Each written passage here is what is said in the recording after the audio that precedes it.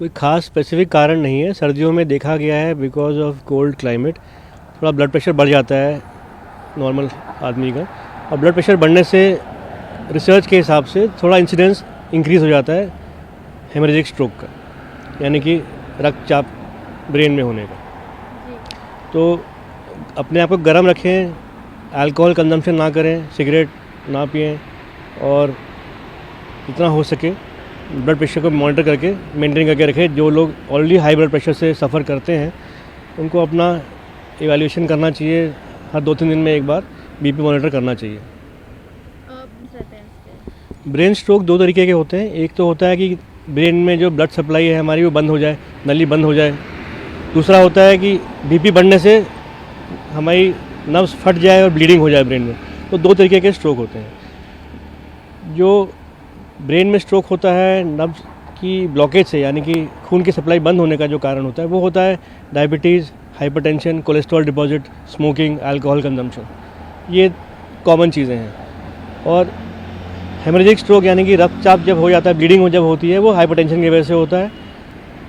तो ये 2 तरीके के स्ट्रोक होते हैं। इसके जो सिम्टम्स होते हैं इनिशियली स्ट्रोक के, होता है स्पीच में स्लरिंग होना, यानी ज़बान लड़खड़ाना, या हाथ पे कमज़ोरी आना, पेन ना पकड़ पाना या ग्लास ना पकड़ पाना, या चेहरा टेढ़ा होना। ये सब इनिशियल सिम्टम्स होते हैं। अगर आएँ तो लोग डॉक्टर के पास जाएँ या उन्हें अलर्ट होने की ज़रूरत है? सर में भारीपन होना या आंखों में धुंधलापन आना, चेहरे की टेढ़ापन आना चेहरे पे, या हाथ से ग्लास ना पकड़ पाना या लिख ना पाना, ये इनिशियल सिम्टम्स होते हैं जिससे कि आप सतर्क हो जाएं कि अब आपको मेडिकल अटेंशन की रिक्वायरमेंट है। नहीं, नॉर्मल जो आदमी जिस तरह से बोलता है, घर वाले बिल्कुल पहचान पाएंगे उसको कि आज कुछ अलग तरीके से बात कर रहे हैं, या आज ज़बान लड़खड़ा रही है, या जो बोलना चाह रहे हैं बोल नहीं पा रहे हैं, वर्ड फाइंडिंग में डिफ़िकल्टी हो रही है, या जिस तरीके से वो नॉर्मली हैंडराइटिंग होती है, हैंडराइटिंग चेंज हो रही है उनकी, या पेन पकड़ नहीं पा रहे हैं, या ग्लास ठीक से पकड़ नहीं पा रहे हैं, या चम्मच पकड़ रहे हैं तो गिर रहा है। तो ये सब लक्षण हैं जिसके लिए आपको मेडिकल अटेंशन की रिक्वायरमेंट है। सो हाई कोलेस्ट्रॉल लेवल के लिए आपको घी, तेल, मक्खन, तली हुई चीज़ों का सेवन कम करना है, अल्कोहल और स्मोकिंग कम करनी है, और ब्लड प्रेशर अपना कंट्रोल में रखना है, रेगुलर एक्सरसाइज करनी है, और अपना कैलोरी इनटेक जो है, फूड, लाइफस्टाइल चेंजेस, ये इंपॉर्टेंट चीज़ें हैं कि आप रेगुलर एक्सरसाइज करें, कैलोरी इनटेक अपना नॉर्मल रखें, और हाई कैलोरी इनटेक के साथ में अगर आपका कोलेस्ट्रॉल वगैरह बढ़ रहा है तो आपको रेगुलर अपना एग्जीक्यूटिव हेल्थ चेक या हेल्थ चेकअप कराना ज़रूरी है अगर 50 साल से उम्र की ज़्यादा की उम्र है आपकी। ब्रेन स्ट्रोक से बचने के लिए देखिए, इंडोर्स रहें, कपड़े गर्म पहने, अपने आप को ठंड से बचाएं, और अल्कोहल, स्मोकिंग का कंजम्पशन कम करें। ठंड में देखा जाता है लोग अल्कोहल ज़्यादा लेते हैं, सोचते हैं गर्माहट आएगी, लेकिन वो उल्टा काम करती है। सर इसके साथ कैसे बचना है? ये मैंने न्यूज़ देखी नहीं है, मैं इसके ऊपर टिप्पणी नहीं कर पाऊँगा, क्योंकि अगर 600 केस सारे स्ट्रोक के हुए हैं और एक ही हॉस्पिटल में हुए हैं तो इस पर इन्वेस्टिगेशन करना बनता है, and for me it is not possible to comment. अभी मैं इस पर बिना पढ़े, बिना उसको स्टोरी समझे मैं कमेंट नहीं कर पाऊँगा इस पर।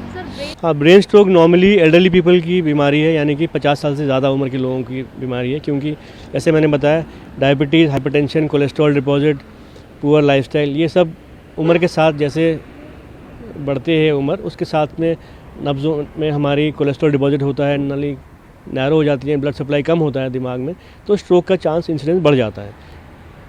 एक्टिविटी से आप अपना कोलेस्ट्रॉल लेवल कम कर सकते हैं, और सर्दियों में कम हो जाती है। जी, फिज़िकल एक्टिविटी कम होती है, लोग बाहर कम निकलते हैं, खान पान में ध्यान नहीं देते, शादियों का मौसम रहता है, तली चीज़ें, fried food, alcohol consumption, high calorie intake, ये सब चीज़ें जो हैं फैक्टर इन करती हैं, स्ट्रोक के इंसिडेंस को बढ़ाती हैं। जैसे मैंने बताया कि अगर आप एक्सरसाइज नहीं करेंगे, फिजिकल एक्टिविटी नहीं होगी, तो चाहे आप घर बैठें, टीवी ना भी देखें, तब भी आपकी बॉडी डिजेनरेट करेगी। तो फिजिकल एक्टिविटी बहुत ज़रूरी है, चाहे आप वॉक करें या घर से बाहर निकलें, जॉगिंग करें, या एक्सरसाइज किसी और तरीके से करें, जिम जाएं, वो भी इंडोर एक्टिविटी है। किसी भी तरीके से बॉडी को चलते रहना चाहिए, फिजिकल एक्टिविटी ज़रूरी है, मैंडेटरी है। ये आपकी कैलोरीज भी बर्न करता है, कोलेस्ट्रॉल डिपॉजिट भी कम करता है, और बाकी सिर्फ स्ट्रोक ही नहीं, बाकी बीमारी से भी बचाता है।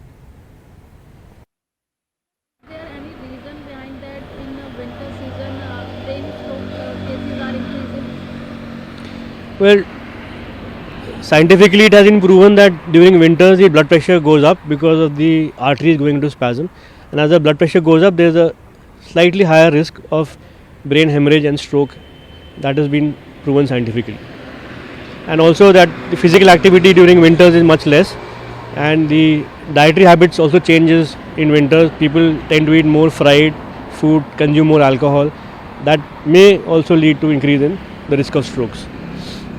So brain strokes are of two types. One is a hemorrhagic stroke wherein there is a bleeding inside the brain. The other is a ischemic stroke wherein the arteries get blocked, so the blood flow to the brain stops completely. Now in both the cases the risk factors are high blood pressure, diabetes or hypertension, cholesterol deposit, poor lifestyle, lack of exercise. So these are the risk factors and these are the reasons why stroke happens. The stroke is more common in the elderly age group as the body degenerates with age, cholesterol deposit happens, and if you're consuming alcohol and smoking, that narrows your arteries. As the arteries get narrowed, the blood flow to the brain decreases and that increases your chances of stroke.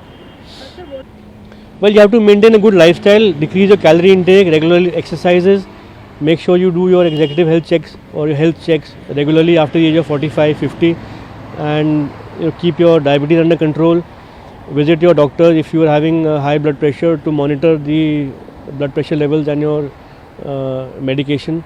So these are the important things that you need to look into, and obviously exercise not only reduces the risk of stroke, it also reduces the risk of all other illnesses that you may develop along with brain issues like cardiac, diabetes, and many other health related issues, joint pains, all of that will be taken care of.